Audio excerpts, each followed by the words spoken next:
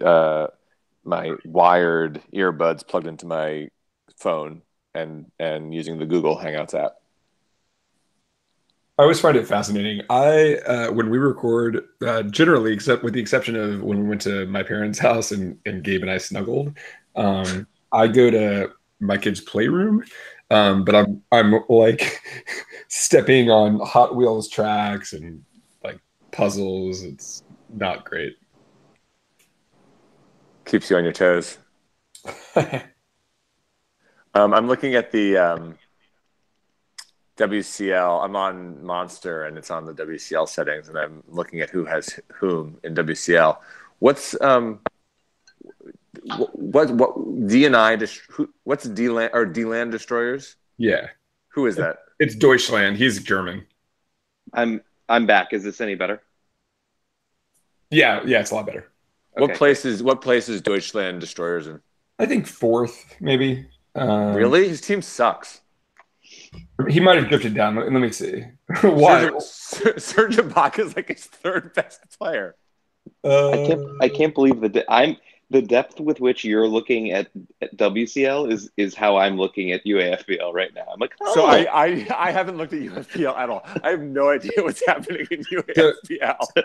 So sorry, Horn. Deutschland's in 6, but he's basically the cutoff. So the top 5 in WCL are all kind of jockeying still, the top 5. And then Deutschland's like the top guy out of the running. I signed on just now to Monster, and it was set to the WCL settings, so that's what I'm looking at. I just had like a profound moment of appreciation for Sorry for Partying. I hadn't looked at his team all year, and I can't believe I can't believe that he's where he is. It's very impressive. Yeah. Well, Anthony Davis will do that. Yeah. Horn, did you see the question I posed to you today? I feel like I have to ask you WCL advice because our teams are so similar. They were. You held on to Donovan Mitchell until he hit his prime. I sold prematurely. Did you? So what do you think of my question? Should I do that? So remind me exactly what it is. So I think I'll have the opportunity now to trade Donovan and Lauri Markkanen for Harden and JJ Redick. It's just that Harden is like such a beast in that league with free throws made and no turnovers. Yeah. Yeah, that seems fine. It's always hard to compare those deals to the UAFBL deals because in the UAFBL deals there'd be like a slot involved. But I realize that nobody cares about slots in WCL. Yeah, I mean, I might splash around some cash and slots in there too if required, but you know. Yeah, I think that's the problem. I think it's a good deal. The problem that I face, and I'll try to withhold saying too much about this on our official pod. The problem I face is that Simmons at this point like isn't a good keeper, especially in WCL.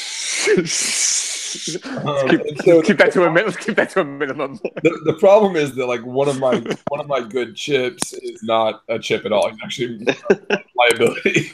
I don't think we can have this. Yeah, I mean, well, whatever. What? It feels a lot like a conversation people had about like the U.S. economy in 2007, right? Oh my god. No, I know. In fairness, my contract in WCL is a lot higher than yours is in UAFBL. Lusk, I don't think we can have this podcast. Why? I can't have a podcast and talk about Ben Simmons. Okay, if we'll talk about, I will not comment on Ben Simmons at all. You have my word. Like we can't get into the Ben Simmons stuff on this podcast. Okay, it's not fair. All right. It's like the third rail right now. Okay, so what's our structure tonight? Stay on the other 2 rails. If any. Okay, we've been warned. All right, should we just start? Do it. Lusk, are you still on the thing? Yeah, I'm trying to get to where I want to get to. Yeah, because I think we should start by recap. I mean, we've missed like a shit ton of trades that we should talk about. Who cares? All right, it'll be great. Do you have like an agenda, or do you need me to do it? I mean, my basic agenda is like, let's talk about the trades that went down since the new year. I think we should do that. And do you have those teed up? I have them teed up. Yeah, I have them teed up. Second, that's fine. What are the deals that should? Second is let's analyze that crop of people that still could potentially try and push Chris.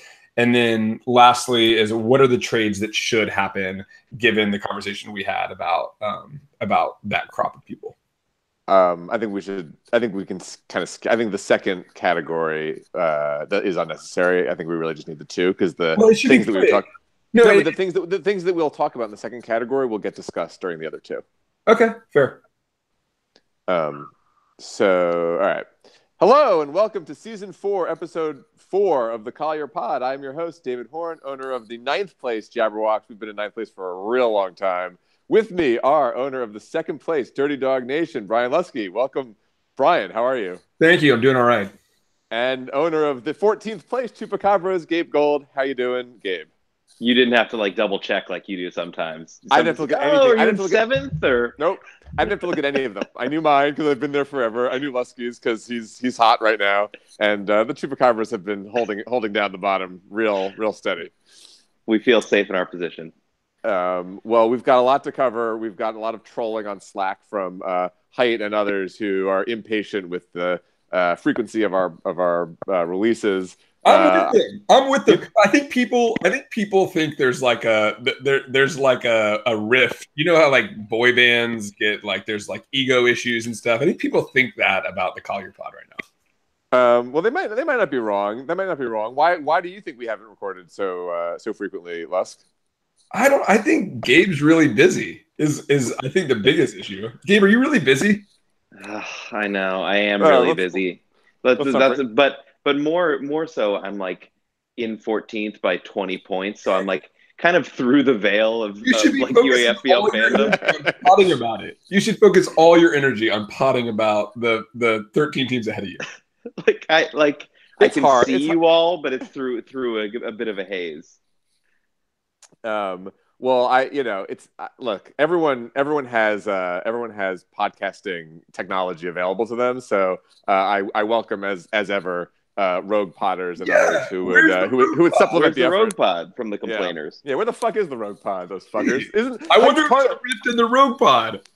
So we're gonna try to cover some ground that we've lost over the last couple of months, and look ahead towards the midway point. Well, we're past the midway point, but towards the break, LSL, and the home stretch in UAFBL. We've got a loose agenda, which I suppose should start with. We never did like a post. We never did like a post auction recap. Lusk, I know you want to get into the trades, but maybe before we do, Gabe, you were poking around the teams maybe for the first time in some time. And since there hasn't been tons of activity, I think we've got rosters that look a lot like the drafted rosters. Any impressions you want to share about your survey? The one that really stood out to me is Sorry for Partying, who I knew was like coming into the year, like I thought he could punt, but I was arguing that he shouldn't. But he's overperforming what I expected, and it's very impressive. I mean, obviously Anthony Davis is very good, but like it feels like Tobias Harris is the spiritual center of this franchise in a really amazing way.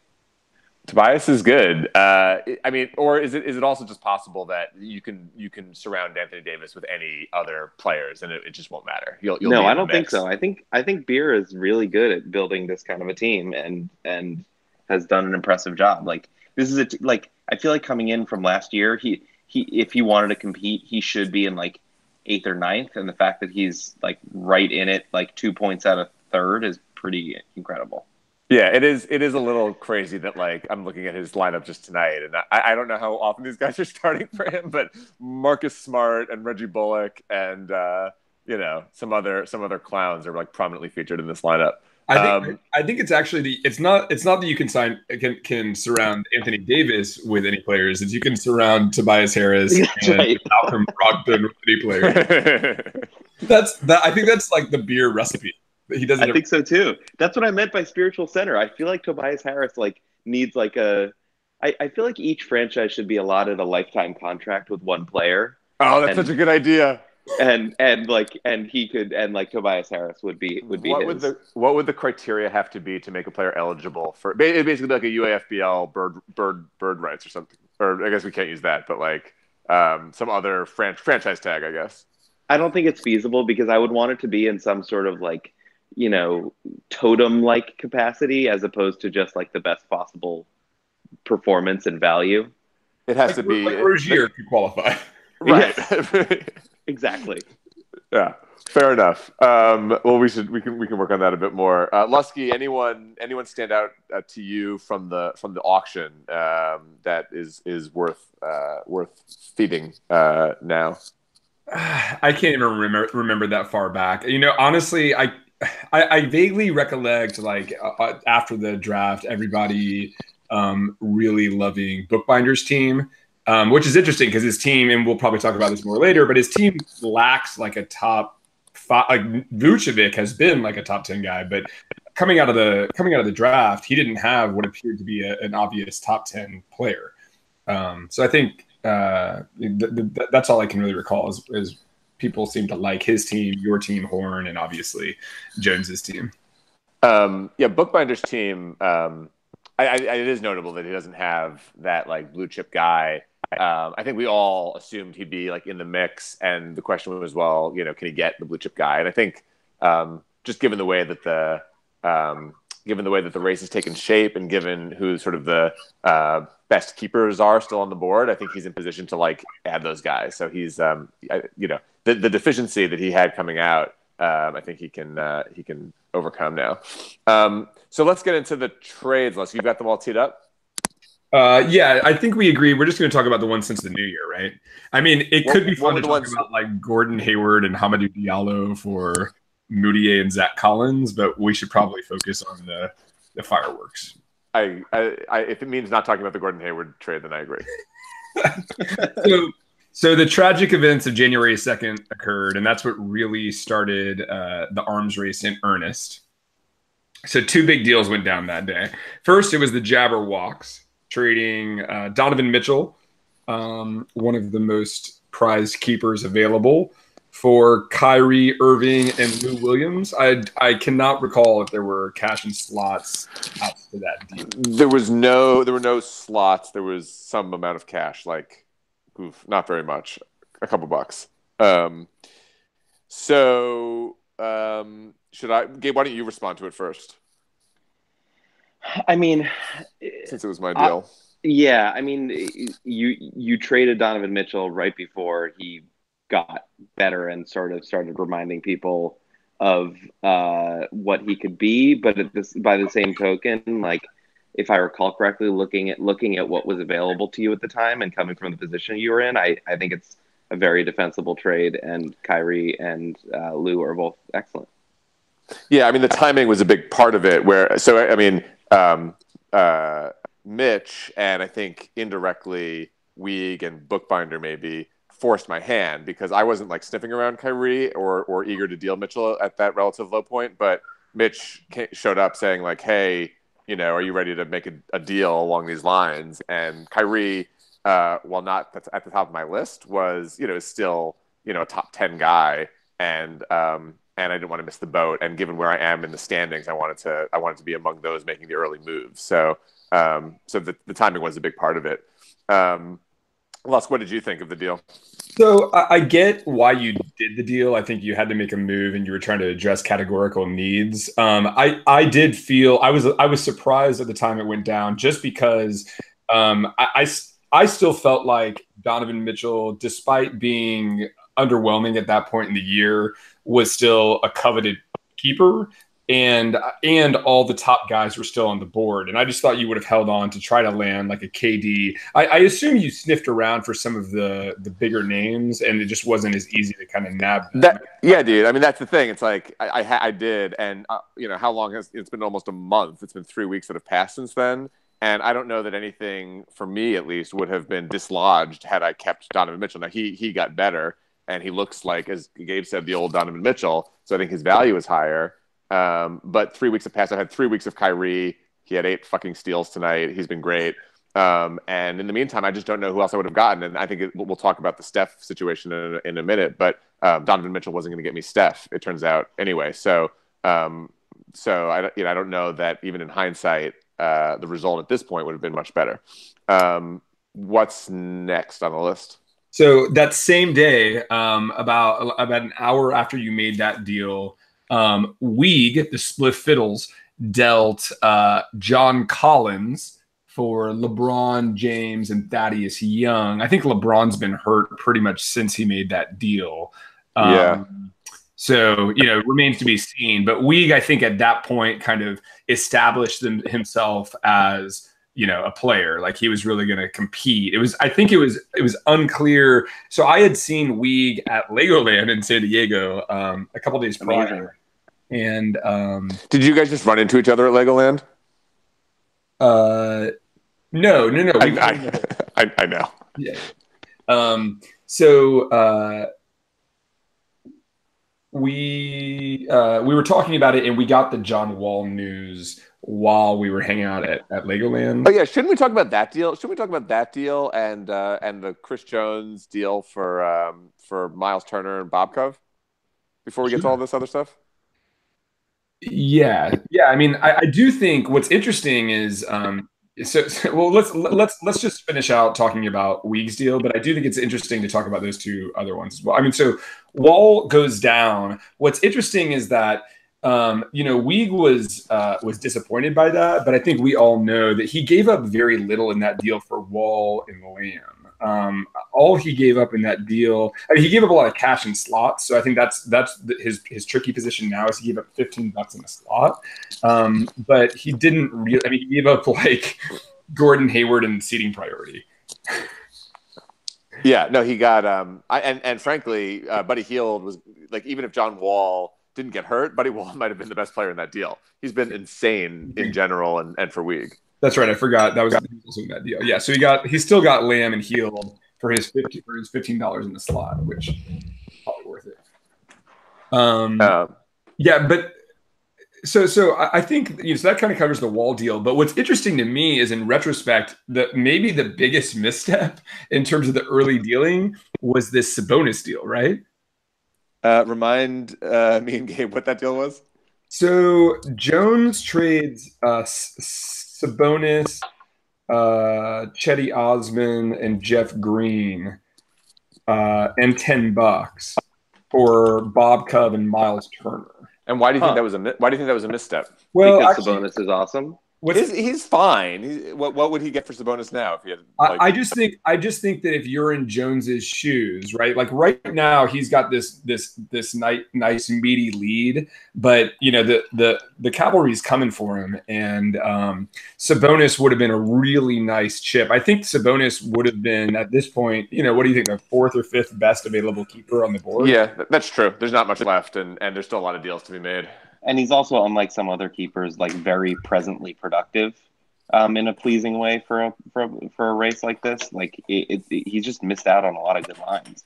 Yeah. So the only, I think my defense of that deal, and is just that it was so early that he enjoyed. I mean, Turner's been fine, right? Turner's been what he bargained for. Turner's been great. So, and Covington's hurt, but he was fine when he was playing. Like the games that he tallies with those guys on his roster for a month or 6 weeks before the theoretical Sabonis deal that you're describing, I think make up for the difference between Miles Turner and supercharged Miles Turner, whatever the better version of that deal looks like. Maybe not, but it's close. Yeah. Hey guys, can I pause for 1 second? I'm a little nervous about the audio situation because the sound's coming out of my computer and going into the mic. Can I pause this and try and figure out how to rectify the situation? Nope, we must go on. Here, give me a sec. We can well, hopefully Pascal just edit this out because it's boring. Gabe, did you stay to the end of the game? We did, yeah. Lusky, I was in the same room as De'Aaron Fox today. Oh, really? Yeah. It wasn't his best showing. It was not his best showing, no, and nor was it Buddy Hield's best showing. The Kings box score in general was pretty flat. Yeah, it was Bogdan was kind of their only really good player, and then Bagley when they fed him looked good.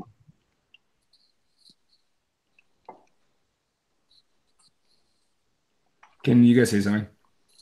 Testing. I liked the picture of Julius with Karras more than the Jared Allen picture. Those were both initiated by him, which I was pleased about, and he really it's I'm not totally sure why, but he's really taken with D'Angelo Russell. Like, well, his father is really taken with D'Angelo Russell. His father has mixed feelings about D'Angelo Russell. Maybe we should save it for when we're live again. So, okay, I think the audio situation has been sorted out. Do we just want to roll the dice and apologize for what happened, for how it may have sounded previously? This is my podcast. I don't issue apologies. Yeah, no, we're not. Okay, so we're just going to lay it with whatever it sounded. Sorry for partying. Probably sounded like we were in a cave. Guys, I'm finishing the bullet. This is not good. I just finished my bullet. That's funny. Yeah. Alrighty, where were we? Oh, we were just talking about Saboner. I mean, one thing I will say for that is I also put a premium on any. I put a premium on any player that you can represent with an emoji. Right.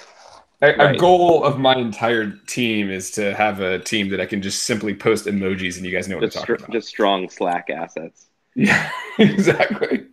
And Sabonis is an eggplant. How good is that? Is there a lesson to be learned? So I feel like conventional wisdom has been that, like, the arms race is kind of like constipated until whatever time, and then it like lets loose. But this year there were some early deals that snuck through, and like if you include the Donovan Mitchell deal, you could like argue were like lacking some perspective that we later gained, and maybe would have been better off. Like, is there a lesson that maybe you are better off keeping your powder dry than getting those early games? I mean, I don't understand why you guys are. I don't understand why you guys are so down on banking the games. That like 10 extra games of a guy makes up for like the difference between a 18th best guy on Monster versus the 7th best guy on Monster or whatever. First of all, I think the delta between the 7th best, like a top 10 player and anything less than that, is pretty significant in my eyes. I also think so. A couple things. One is that you have a lot more clarity as the season wears on. You get more clarity about, okay, where are my risks? What are the areas I really need to focus on? I think, Horn, for you, that's obvious, right? Your team is constructed in a certain way where like two of your very best players, neither of them hit threes and neither one of them can shoot a free throw. So you're like, oh shoot, I need to go like beef up those categories and get Kyrie Irving and Lou Williams. Yeah, right? I just have to interject. Giannis hits threes now. Okay, but but like I like letting it breathe, and I realize I do it to the detriment of what the deals could net me earlier on, right? Like I probably could have sold higher on Fox if I had sold earlier, or been really trying to do that. But I think there's value in waiting to the end. The other thing is the longer you hold out, the fewer available keepers there are, and you're not really competing as much in terms of getting played for like, oh, I want like this keeper and $10, this keeper and $15, whatever, and so it's like it just buys you a little bit more breathing room. So at the risk of defending my own position while you I think effectively defend yours, I think it's easier to say those things from second or third place than from ninth place. Like so like I would have loved to not have to have gotten involved in the Kyrie Irving situation when I did and held Mitchell along with Simmons and other chips. But when you're like debating whether to like fold the season and don't have any kind of depth to like fuck around with, you don't have the luxury, I think, doing what you're describing. Totally agree. Yeah. No, I think you have to play it by your situation. Like Bookbinder's situation actually is I would lobby the opposite for him, right? Like he's way down in games played. He needs to make a move sooner rather than later, even though he's got, arguably the best available keeper left. He needs to make that move if he wants to really utilize those games played with good players.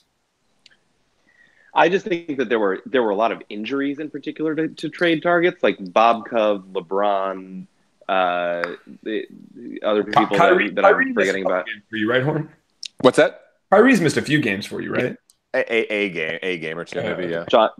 The aforementioned John Wall. Like it just feels like there's been a lot of that this year, which would be frustrating if I were a buyer in that situation. Of course, it's for the sellers, it's always the ticking time bomb problem. Like, Yep. LeBron was a week away from not being a chip, and so Mitch was I don't know, smart, I guess. Like, I'm when you're in that situation, you're always worried about your guy, where all of the value, all of your future value is effectively pegged to being able to flip a blue chip. Every day that passes, you're like a little more anxious about, when that guy's going to get hurt. So I feel like we didn't really judge this Collins for LeBron LeBron trade. I think the verdict's just kind of still out, right? Like, not much has happened other than the fact that Collins still is posting double doubles with no defense, and LeBron. Yeah, well, I think we can evaluate. I don't think we can evaluate the trade from the perspective of. I mean, the LeBron thing obviously was unforeseeable. I think we can evaluate it from the perspective of like Collins and whether we pulled the trigger on Collins for a player like LeBron at the right time. Like, how did you evaluate it when the trade went down? I really liked this. I liked both of Weig's moves a lot. Mainly because I thought it was a sell high. I thought it was I think it's a sell high. I think it's always sell high when you can trade Collins. The 0.5 blocks, 0.1 steals doesn't smell to me like a guy you want to be holding when he's like, what's his contract price going to be, like 46.56 or something? JB would know that better. Yeah, it's in the 40s and 50s. You're right. Yeah. I mean, that said, he's been like, that's a completely fair criticism, but like, even as a Collins stan, like, he's been pretty awesome at the things he's good at. Yeah, he's like a double every night with good percentages. What I liked about the Collins deal for Weig wasn't that he got LeBron necessarily or that he sold Collins at the right time. I just like that he hit both spots at once, like adding LeBron and Steph, and a little depth all in one fell swoop. Like that, pushing your chips in like that's what I like. And you're looking to turbocharge your team and sort of do a lot of things all at once to make up a lot of ground, which he had to, and he's done it. I mean, even without LeBron, without LeBron. That's just Steph. But so wait, Weig has done this before though, right? Where he's been pretty far down in the standings and then made like bold moves to just like establish himself as a player. Didn't he do that in like his first year in the league, or maybe year two? Yeah, I think this is pretty typical of him. I mean, he has been very, very reluctant to quit or to sell off, and is definitely a competitor. But he was off to a slow start this year. I think he was like debating it for a time. But yeah, he was one of the 2 or 3 favorites coming out of the draft, I remember, and then he just wasn't performing. I think he also sold Jaren Jackson at the right time. Who, like, listen, I stand by, that guy's awesome, but like, the whole Grizz malaise has overtaken him, and he hasn't had a good line in a couple weeks now. Do we want to talk about and evaluate the Jaren Jackson for Steph trade, or is it like, does the whole thing just go without saying? We should discuss. I mean, let's at least recap it. So it was Jaren Jackson and Richaun Holmes for Steph Curry and Aaron Gordon. Actually, that was one of the most interesting parts of that deal to me. Is I would love to hear from T-Mac and Weig. He wanted to get off Gordon. Of course. But I just wonder how much of a stipulation that was, and whether that was even a sticking point for Weig, or if he just accepted it and said let's rock on because he was so committed to getting Steph. I'm really into buyouts. I think it's really interesting how, or not necessarily buyouts, but like rotten contracts. I just think they're really fascinating. How you value them. Monkey wrench, yeah. I don't think it was a sticking point. I don't think it was like discussed as much as you might imagine. I think we knew to offer to take that on. I think we probably recognized that there was some value to him because Gordon is a guy he can play right now, whatever the contract price. And I think T-Mac wanted to get off. I think we correctly assumed that T-Mac wanted to get off of it and valued his willingness to take it on. So, but I don't think they were like haggling over Gordon in the way that like in the past somebody might haggle over like a bad Andrew Wiggins contract, for example. Yeah. So Weig also gave up 10 in a slot in that trade. I'm looking right now. I'm curious to see how bad is that is the Gordon contract. Is it in the 50s for next year? I think it might be in the 60s. I think it might be in the 60s for next year. No, it's actually not. It's 57. Oh, 57 next. Yeah, it's fine. I mean, it's not great. Plus a slot, it's a lot for him, but it's fine. I mean, it's 57 minutes last year. What's that? Okay, you're right. Okay. All right. So next, so everybody, I mean, Curry was like probably the prize to go get. I think a lot of people were after him, and so I think I love the deal. I think that he got great value for Jackson. Yeah, I mean, Steph was. I mean, here's the thing: like when you look at the other players who are available, Steph was like head and shoulders above everyone else who could possibly have been like gotten in late December, early January. And it was sort of like the only guy. So whatever price we had to pay was what you paid. Yeah. So additional trades that have gone down. So Bookbinder made like a mini depth move to get Clay and Thomas Bryant for SGA, Harry Giles. That wasn't the Bookbinder. That wasn't the Bookbinder deal I thought you were going to go to. I thought you were going to go to his deal with T-Mac. We should probably discuss. Yeah. Well, hold on. So Gabe made a trade, which I actually loved. I was like, Gabe is in the mix. Gabe, did you get like some cash or something there? What happened? No. I got a slot. Oh, you got a slot. My slot's amazing. I know. Yeah. He got his guys. Yeah, my overpriced guys who there's no way they're going to be keepers because they're overpriced. This was months of SGA agony that needed to just get resolved. It really was less that than like I knew I needed a slot for Clay, and I figured I would get a slot and some amount of cash between, say, $4 and $10, and I decided I would rather have a shot at those two guys than between $4 and $10. Cash is meaningless, Lusky. You're telling me. And then the only other deal that's gone down, I didn't realize. I felt like a lot more trading has happened, but the only other deal that's happened was Bielika for. You're going to tell me I pronounce it like it's Bielika? Bielitsa. Yeah. There was an extra consonant sound in there I was missing. Bielitsa for what is the Australian guy called Willie Hernan Gomez? He calls him Billy. Bill Hernan Gomez. Bill. So yeah, I mean, I don't really have much of a comment on the Bielitsa deal. It was like, I don't know if I can comment either. I would love to have Bookbinder on to talk about it for an hour. I mean, I was shocked that there was cash involved in that trade either way. Well, I'll tell you, before there was cash, and I thought that maybe like there was $5.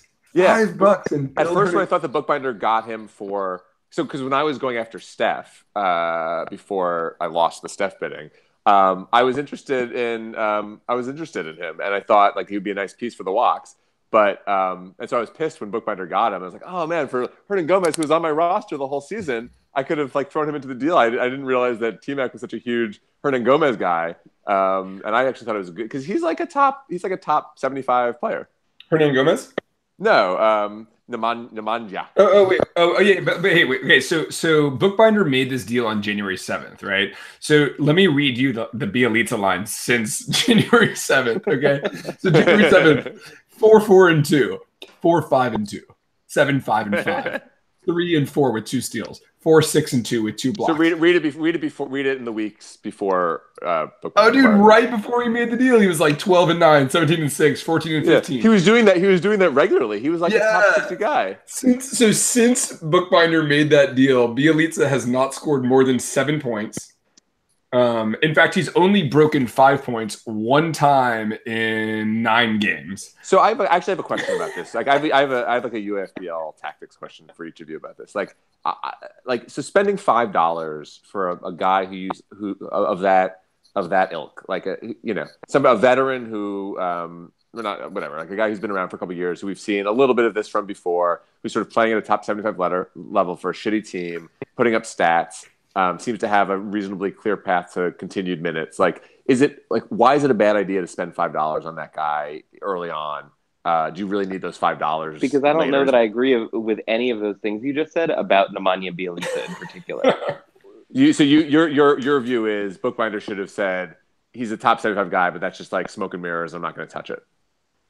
I don't know. I just don't think we have a lot of basis for it. Like, when was this past performance from Nemanja Bjelica you're referring to? I don't know. I feel like he's had weeks or maybe even months of that level of play, fantasy wise, over the last year or two. You don't think so? Maybe I'm wrong. I don't know. He's had blips, but like the thing is, I think I think here's how you can justify it. I think the way you justify it, if you're Scott, is look, if this guy actually continues to improve and the Kings actually start to blossom and mature, like maybe this $5 becomes a really good keeper that I can flip later for even more assets. I think that's how you justify it, because the reality is, I think Scott knows that if he grinded out like Emmer or some of the other guys who are like closer to the or Amish, maybe there's probably more established players that you can rely on that you can get for $5, probably even on that same day. Right. But he chose to go after Bielitsa, I think, thinking that this guy is just starting to come into his own and might become a keeper. Although he's like old, he's old. He's also older. Like he's older, and they have a fucked up front court. As I mentioned earlier, I saw the Kings in person today, and I did not like even remotely notice him. I'm trying to throw books a bone here.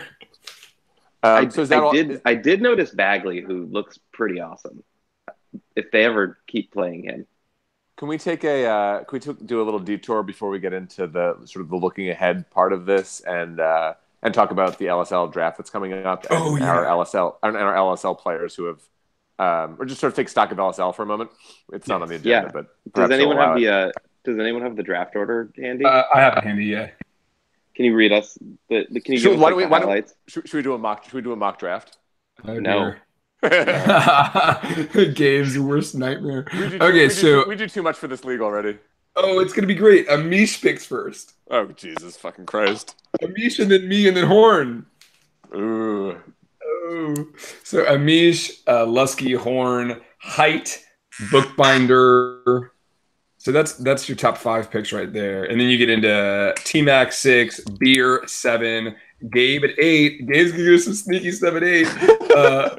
Jones at 9, Glassby at 10, Emmer 11, Mitch 12 in his first year of the LSL draft. We get 13. Pesk, playing the caboose. What do they call the last man? Mr. Irrelevant. Yeah, Pesk gets to make the trade on Duval. I really enjoyed drafting Mr. Irrelevant last year. Actually, like I felt like I had breathing room. Like it just was over to me, and then I could just have as long as I wanted to figure out who to pull. And you took Sekou or whatever, right? Yeah. So he's currently projected to go like 20. I know, he's really dropped. 50. He's gonna be cheap. 50. He's gonna be cheap for Beer, unless Beer flips him. So can we talk about? Well, we should. I don't want to name names. I was going to say, Gabe, should we talk about the 1 or 2 players that I recall you considering in that spot that you didn't take, and how life would be different now with those players? But those players are now in the pool for this LSL, and I don't think I want to get into all that. So, what's interesting though? Sorry, go ahead. I was just going to say that the 2 other players I remember primarily considering are both actually on the Chupacabras right now. Oh, really? The one that I remember is SGA and Time Lord. Right. Time Lord. right. I thought Time Lord was going to go like 11th and like play, be a Time Lord and slip to the end. But here we are. Yeah, SGA. Lusky, last year you were offering me to swap LSL picks for BAM, I believe. There was and I was very close to pulling the trigger on it. And I would have. Did you take Cameron Reddish? Yeah. And I took RGB. I was going to trade down and take SGA. That would have been my pick. Yeah, you were hot on SGA. So it's interesting. So I'm looking next year. It looks like the projected top players. So in the top 10, I think only 4 are owned, and it's the 3 Duke guys. And someone has Charles Bassey, right? Yes, that sounds right. Yeah. Isn't he like the fat guy? Yeah, I think he might be fat. He's fat, and then Heights high school guy is fat too. Let me see. Who owns Charles Bassey? Yeah, T-Mac has Bassey and Zion. His team weighs like 800 pounds. Right now, NBADraft.net at least has Zion at 1, RJB at 3, Cameron Reddish at 6, and Bassie at 8. The only other players that are owned that are in this draft, I think, that are owned that are in this draft are Sekou at 15 and Bol at 16. Bol still projected that high given the injury. Yeah, I'm surprised he's saying that low, actually. Do you? I'm not. Do you? We should talk about that actually because I think Jones had a guy who he would have been able to get a lot more out of, and that was taken away from him, which is important for him since he has no other real keepers at this point. Yep. That really changed the dynamic of the race. I don't think it like swung the needle far, but it's important to note. As sentiment, maybe goes against LSL a little bit. That's a point in LSL's favor, I think. Why do you say?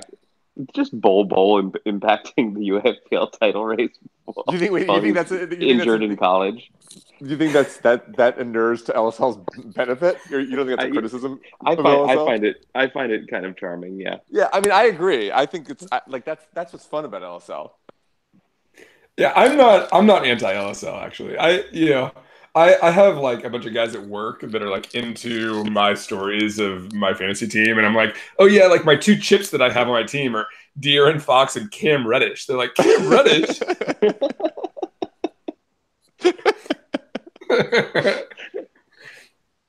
Yeah.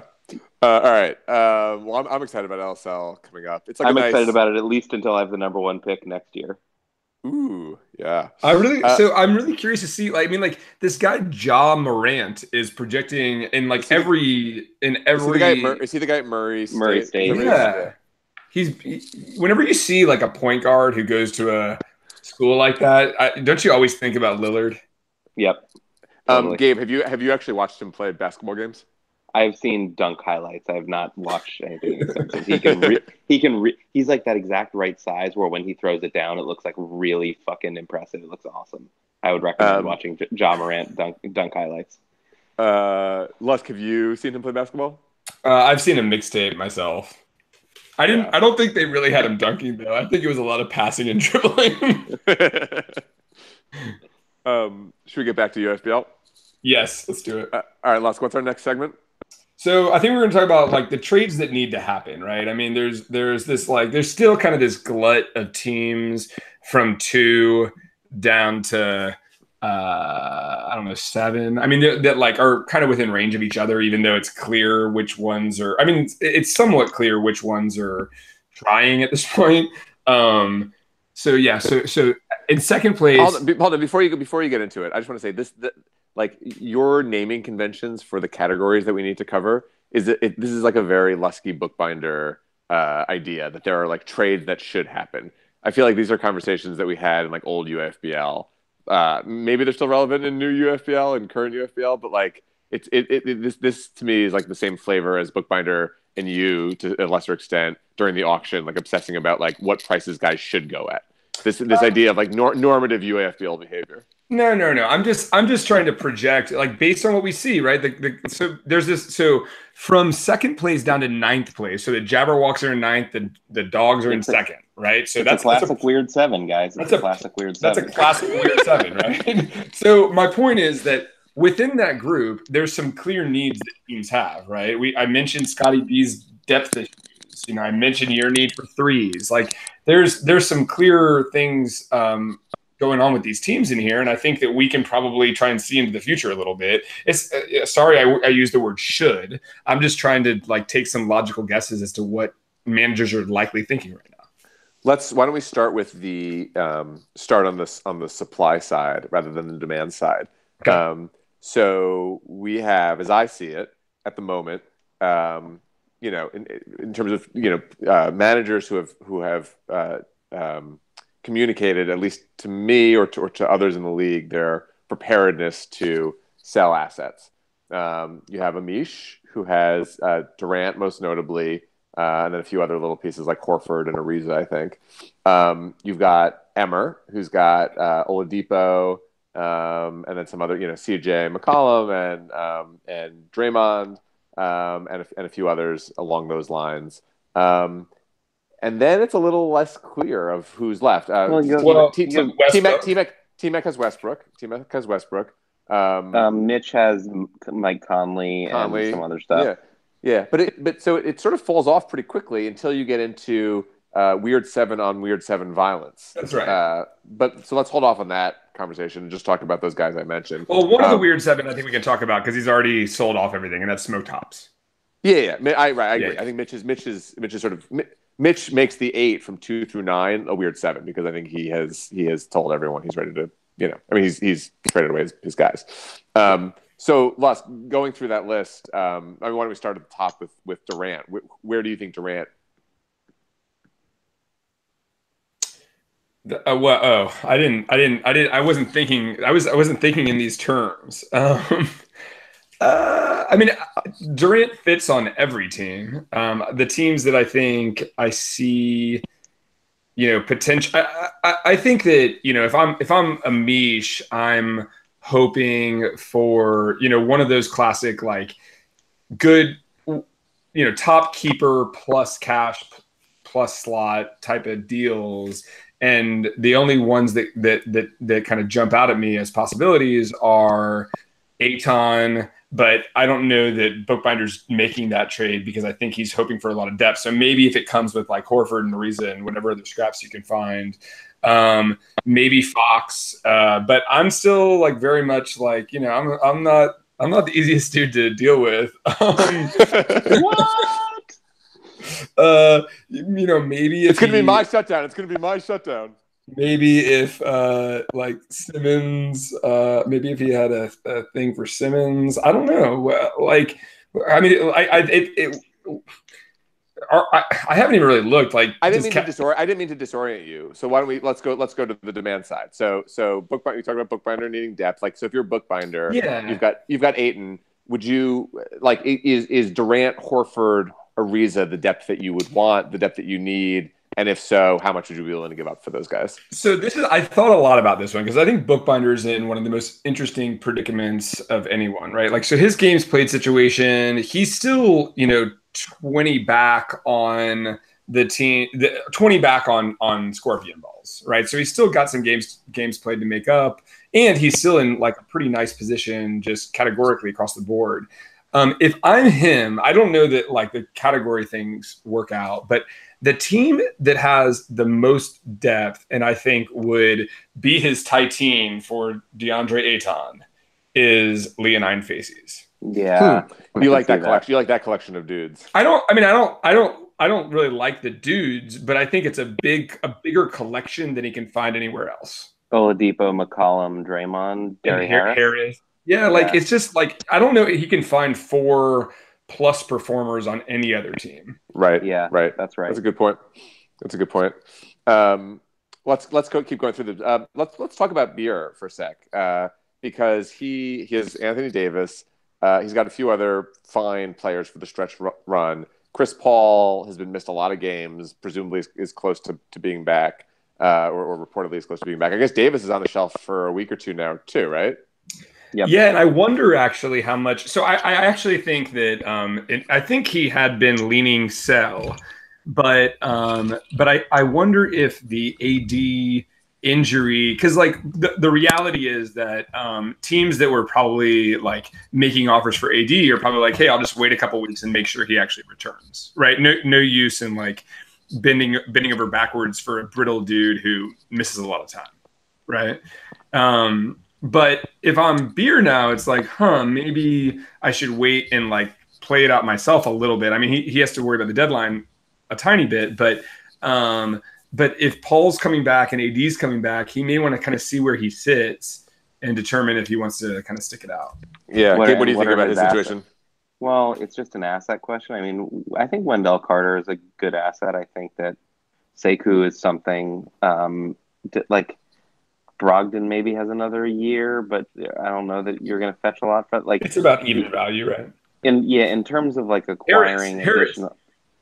Oh yeah, Harris has another year, right? I can't picture this team without Harris supporting it. Right.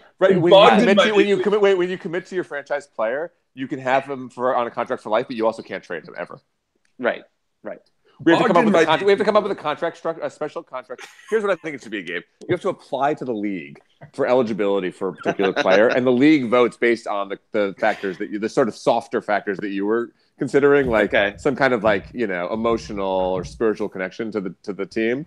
If you get a majority of managers in the league to approve it, then you have him. We have to figure out what the right contract structure is. But you can either trade him, so you never have to throw him back, but you can never trade him. But it's on a contract that like is favorable. This half-assed idea that I threw out is really growing on me. Good. This is going to be the new Al Sell. Isn't there a non-zero chance that Bogdan is perceived as a decent keeper? No, I think there's a 0 chance. Really? Yeah, I love sorry, Bogdan. Beer. I like Bogdan too. He's good, but like you think somebody like he's also like I don't know. Maybe I'm wrong. No, the problem is the Kings have like a major. They're like still good enough that they need to stay into it. I'm sorry, I'm segueing into actual NBA, but like they need to make a deal. That roster makes no sense because until then, you can't tell who they're actually going to be committing to other than Fox. I think going forward. Yeah. So other contenders. So Beer. So Gabe, I don't know if you articulated what your like theory. My only articulation is that like he's been so impressive, including without Chris Paul, but I'm not sure what gets him over the hump, other than Chris Paul, because I don't see like a big deal to be made there. But he has all this cash. Like I think also because there's not tons of great keepers, like $30 in 3 slots might go a long way. Like you don't think Emmer would sell all those guys for cash and slots right now? Right, you're right. No, I kind of think he should stay. I find him and the Splicers to be the two most confusing contenders. Also, that the more that we think about it, that collection of Emmer players feels very beerish to me. Yes, like getting Oladipo and Harris, who he loves, and Draymond. Like that's like he's had CJ before, right? Yeah, CJ. Like sorry for parting can set his watch to that crew. Especially, and then with Anthony Davis and Chris Paul, like he's got his blue chips if those guys are healthy. Yeah, but that's why I actually thought that he was a bookbinder. The Facey's poo-poo platter seemed like the Scotty B team because Scotty B already has a team of like B players. No, but Scotty B needs a star. Like no, Scotty but he can't. No, he needs depth, dude. You can't get a star and depth when you have one. I like Scotty B's depth. I think Scotty B's okay. I like Scotty B's depth a lot more than. Are you a big Bialica guy?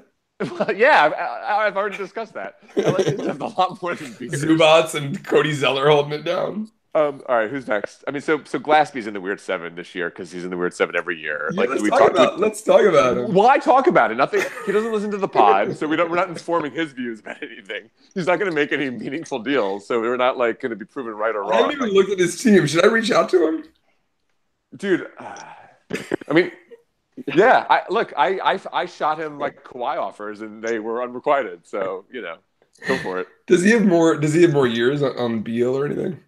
Yeah, there's an extra year on Beal. Huh. I mean, Gabe, should we talk about the Kansas City Redhawks or not talk about them? No, I think we should talk about the Kansas City Redhawks, but like... Actually, the thing to talk about is, looking at this team, it's amazing that he's even in that weird 7. 5 threes from Deadman tonight. We just know that he's not going to do anything about it is the problem. Like, I think it's an interesting enough team. He just... like nothing's going to happen, right? He starts Wes Matthews and Jordan Clarkson. It's crazy. Every year. I mean, yeah.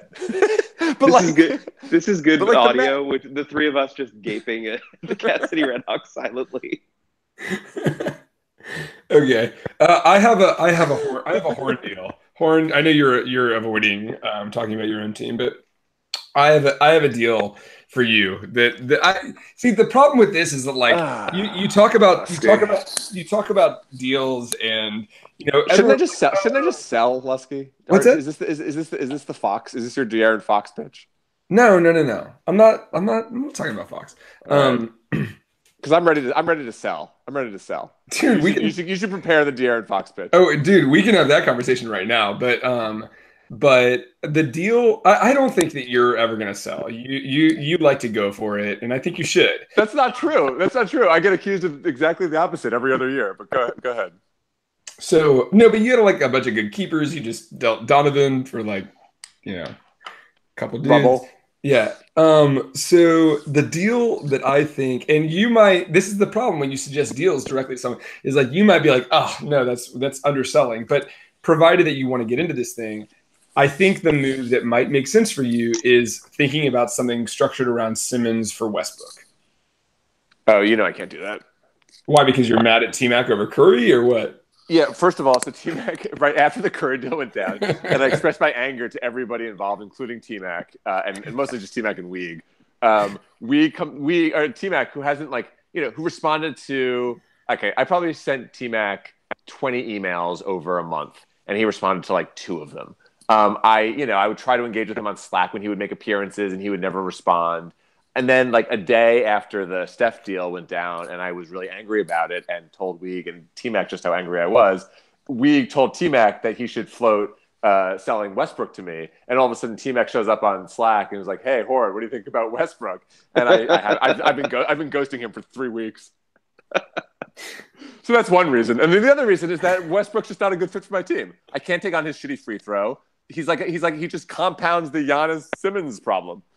I mean, I'm the way I viewed it is like he's basically Simmons, but chips in 3. Also, there's no fucking way I would sell Simmons for. Dude, I don't want Westbrook on my team. I don't want Westbrook on my team. 18% from 3. He's Westbrook is not the piece for the Locks.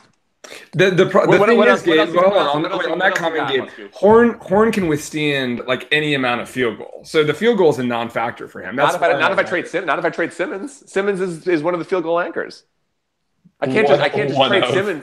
Well, Simmons and Giannis and Randall and yeah, dude, your team's ridiculous. But Simmons is a big part of that. And I think if I flipped him for dude, Ross, you start Jabari Parker. Dude, Jabari's awesome now. Wow, get on the Jabari train. I didn't realize he was awesome. I thought he was almost out of the league. I also start Bobby Portis, who had 3 threes tonight. That was a great start. It was. So yeah, I'm not feeling Russ. All right. Well, it should happen. It should happen. That's my book. Any other deals for Horn while we're here, Lusky? Let's talk about the Fox for Giannis deal. Dude, you missed your chance. I was begging you to make Fox for Giannis. So you're off trading Fox. You're going to hold Fox till the end. Maybe. What is up with the splicers? Oh, good question. He's way up in games played. He's got to sell. He's pretty eager to sell. Sorry, Height. Yeah, I mean, so he's got Levine expiring. He's got 1 more year on Murray. He's got Lillard, who's obviously a piece. So he's got some good future value stored up. So it's not a bad idea for him to sell. He's got Murray. He's got Allen. He's got Ball. Ball's not a thing. Yeah, I mean, I don't love it, but like it could be worse. And Griffin looks like a keeper as well, right? Nobody's going to touch that. There's too much bad juju to use a slot on that. He's keeping Blake Griffin. He bought him for like $20. Oh yeah, he bought him for 28. He's 38 in a slot next year. Blake Griffin will be a 1-year keeper next year. Yeah, disagree. You want? I would place that bet now. So Horn, that's actually another good option for you. Like Lillard, Levine, those are like 3s guys that you can absorb. You want that Levine contract? Isn't that a contract? No, it's over. It's expired. It's over. Okay. Are you sure about that? Yeah, it's the last year. Yeah, I haven't looked at Levine. I've looked at Lillard. I mean, I've had preliminary discussions with Height about Lillard, as I think others have as well. Like I think we should have not omitted him from the list of those guys. Like I'd certainly rather have Lillard than Conley. So I think he's to the extent that Height is ready to sell. I think he's got more attractive guys than. He also got Marc Gasol, who's weirdly terrible now. Yeah, but between Gasol, Levine, and Lillard, that's a pretty big crop. There's a deal there for somebody, and I think Height's challenge will be. I think those guys are all a little tricky to value for him and for the league. So I think it'll be interesting to see with Height whether he gets. Whether he can make multiple deals with those guys or whether the market won't allow that, whether he's going to have to sort of package them for the assets that he wants. It doesn't feel like a multiple. I mean, maybe like he can get away with trading just 2 of them, and the third one in like a cash deal or something. But it doesn't feel like he'll be able to split that into like 2 really good. There's not that many keepers left. So let's talk about the Dirty Dogs. Gabe, what's your I was what's just your about to read on their ask, situation? Lusky, is there any way you do not compete until the end this year? Oh yeah, I was like very close to selling just a couple weeks ago. But look at you now. Uh, I mean, I'm terrible tonight. Tonight there was like a 7 point swing. Dude, you had a lot of good shit on your bench tonight too. You Colin got a lot of Sexton good blew shit on your up. bench. Yeah. Tim Hardaway blew up. It just like Harrison Barnes put up this biggest stinker of all time, and Favors is terrible too. I mean, it's just like not good. Yeah, but I mean, Justice was. you're doing this. Your team is just a better. It's like a better version of Sorry for Partying. It's like Sorry for Partying, but your scrappy No, guys are scrappier. No, this is like I'm like a daily Stars and Scrubs team. But like you're not, because Nurk's been awesome. Gobert's great, Yeah, obviously. Harden, Booker, Gobert, and Nurk are my four good players. Everybody else is like, And Fox. yeah. And Justice And now is pretty Justice. good now. Justice is like, he's fine. Ooh, yeah. I don't So know. how long? I How long find has this Justice? team easy on the eye. I like your team, Lusk. How long has Justice actually had point guard eligibility? Did he get that immediately, or did you have to like wait for that? No, I had to. I lobbied Height, and Height laughed at me. Height. So okay. So Dude, I've been talking about the Giannis center thing for a fucking year now, and it hasn't happened. well, what helped me was Spoelstra went to the press and talked about how much he liked Justice at point guard, and in Yahoo's own splits, it had that Justice had started 7 games at point guard, and I was like, "What is the criteria here?" You know, and I said, "When does a guy have to? You know, how many games does a guy have to have?" And he was like, "Who are you talking about?" And I was like, "Justice Winslow at point guard," and he literally gave me an LOL. So we're gonna play a game. I hope neither of you has Justice Winslow's past 30 days averages up, because I'm gonna quiz you on them. Okay. Gabe, without looking, what would you guess Justice's field goal percentage is the last 30 days? Oh God. 376. 48-1. Ooh. Lusky, what would you guess his free throw percentage is? Not good. He's like 64. 58-1. Gabe, 3 points average. 1.2. Very close. Lusk, you want to take a guess? He's been pretty. He actually has some good nights. I'm gonna go 1.5. 1.6, yeah. Lusk, points per game. I don't know, 13. 15.5. Gabe, rebounds. 6.9. 5.8. Lusk, assists. 6. 5.3. Steals, Gabe. 1.8. 1.4. Lusk, what is his Yahoo average rankings for the past 30 days? I mean, I don't know, 75th. Yeah, 85th. 85th. It's solid. It's good. It's good. As somebody who has had Justice Winslow, and Gabe also somebody who has had Justice Winslow, I am envious, and I'm sure Gabe is too. This is what we were waiting for, yeah. Yeah, dude. Oh, I also, because I'm looking at your team by average, I also have James Harden's averages for the past 30 days, which are obscene. Yeah, it's amazing. 6.43 is 43.5 points. Yeah, over 14 games. Yeah, it's good. I mean, like that's yeah, it is good. I mean, that's like there's a dirty secret of UFBL, which is like you need a month of this from players like him. Like so, like I have Giannis. Giannis hasn't had that month of just like holy shit, he's doing it every single night at this level. Like like otherworldly stats. You need a stretch like that. Anthony Davis is like basically like that all the time. Steph will have a month where it's just like out of control. And that makes up for like all of the cute stuff with Derek Favors and Justice Winslow. Like doesn't matter when James Harden is hitting 6.5 threes a game. So I've been sitting Favors. I started Favors today to get cute with it because the problem is when I look at my categories, what's weird is in a team with Gobert and Nurk and Steven Adams, my biggest problems are rebounds and blocks and field goal. And Favors seems like a guy that should help me there. So whenever I think about it that way, I plug him in, but I don't know. Are there any teams that we haven't talked about that we should talk about? Probably. We haven't. What's that? I said probably. We haven't talked about. We haven't talked about Chris. We need to talk about Chris, and we haven't talked about Weed. or Peskin. Let's talk about Weeks since he's in the weird seven. I mean, we talked about his deal. He's the biggest story of all. He's the climber. What's his next move, Lusk? Well, that's kind of the tricky thing. I don't know. I mean, he doesn't have a lot of cash for slots left, right? I mean, so what is the delta in time between the LSL draft and the trade deadline?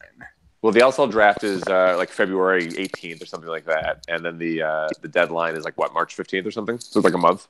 Yeah, so that's interesting, right? Because one thing that we underrate is just how teams pick up another, what I would call a hard asset, a player that they've drafted that they now own that they can ship elsewhere. The tricky thing is, like, before the LSL draft, all you can do is switch your seating or your draft position in the LSL draft. But after the LSL draft, you have an asset. So Weig's going to come into an asset. But what's his pick? Remind me what his pick is. It's not great, but it doesn't really matter, right? If you pick a guy, sometimes you'll just get someone to bite just because, When did you sell Sexton? When did you acquire Sexton? Like immediately after the LSL draft. It was like the week after. What was Glassby's thinking? Do you recall? You didn't like actually communicate. He was in the mix, and Will Barton was a top player. Yeah. I mean, top player, meaning like top 50. I mean, that was such a great deal for you. Like somebody will make that deal. Well, there'll be a Will Barton. Barton ended up being a keeper. Had he not gotten hurt this year, that actually would have ended up being a better deal for Glassby than myself. Well, it turned out that Sexton wasn't what we all thought he might be, but even at the time, I thought that was a good. I mean, from your perspective, I thought that was savvy. I would rather have Sexton than Barton.